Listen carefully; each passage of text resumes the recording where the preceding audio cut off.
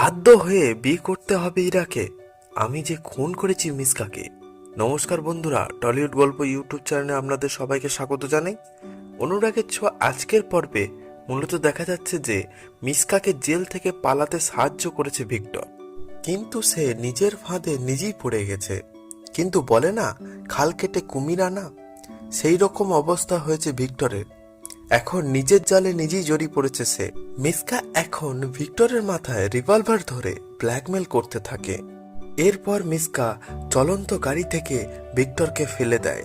ওদিকে বাড়ির সবাই চিন্তিত, কিন্তু দীপা বারবার সন্দেহ হয় যে ভিক্টর নিখোঁজ, কিন্তু ইরার মুখে চোখে কোনো চিন্তার ছাপ নেই।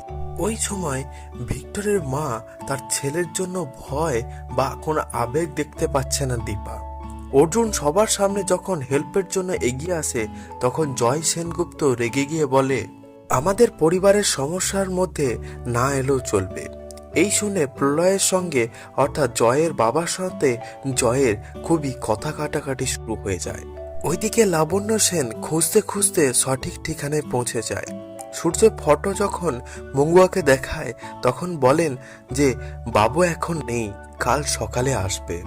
সমস্যা এখন শুরু হয়েছে যখন গাড়ির ভেতর পিস্তল নিয়ে সূর্য ও ইরাকে ভয় দেখাতে থাকে মিসকা সেন। কোনো রকম গাড়ি থেকে পালিয়ে যায় সূর্য ও ইরা।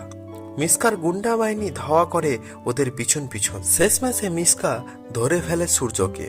দুজনের মধ্যে হাতাহাতি শুরু হয় হাই রোডের ধারে। অসাবধানে সূর্য মিসকাকে ঠেলে দিলে মিসকা লরির চাকার নিচে চলে যায়। এই দেখে সূর্য হতভম্ব হয়ে যায়। সে ভাবতে থাকে, আমার হাতে মিসকা খুন হয়ে গেছে। তড়িঘড়ি করে ইরা সূর্যকে নিয়ে পালায় এক শিব মন্দিরে, কিন্তু পালালেও নিস্তার নেই মিসকা সেনের সেই গুন্ডা বাহিনীর হাত থেকে। গুন্ডা বাহিনী পৌঁছে যায় সেই শিব মন্দিরে। মন্দিরের লোকজন গুন্ডা বাহিনীকে আটকে দিলেও পরে সেই মন্দিরের লোকজন সূর্য ও ইরাকে খুব মারধর করে। ইরা সূর্য ও নিজেকে বাঁচাতে সবাইকে বলে, আমরা দুজনের স্বামী স্ত্রী, আমাদেরকে দয়া করে মারবেন না। কিন্তু সূর্যের মাথা ঠিক না থাকায় সে মুখ ফসকে বলে ফেলে, আমরা স্বামী স্ত্রী নই। ওদিকে ভিক্টর বাড়ি ফিরে এসেছে।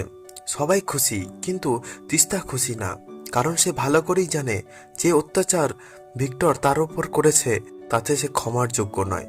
কিন্তু তাতেও ভিক্টর কম যায় না।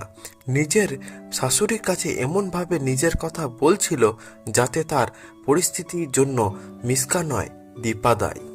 সবাই চলে যাওয়ার পর ইরাকে চোখ রাঙিয়ে ভিক্টর বলে, তোমার বউ দিদিমণি অর্থাৎ দীপা কি করে জানলো তোমার গলায় মারের দাগটা?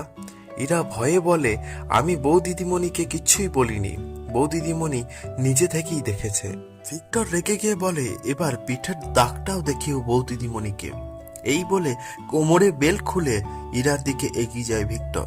ঠিক সেই সময় ইরার মা চলে আসে ঘরে। এই রকম স্টার জলসা সিরিয়ালে মিনি আপডেট পাওয়ার জন্য চ্যানেলটিকে সাবস্ক্রাইব করে রাখবেন আর আমাদের পাশে থাকবেন, বেল আইকন দাবিয়ে দেবেন। Tata, by.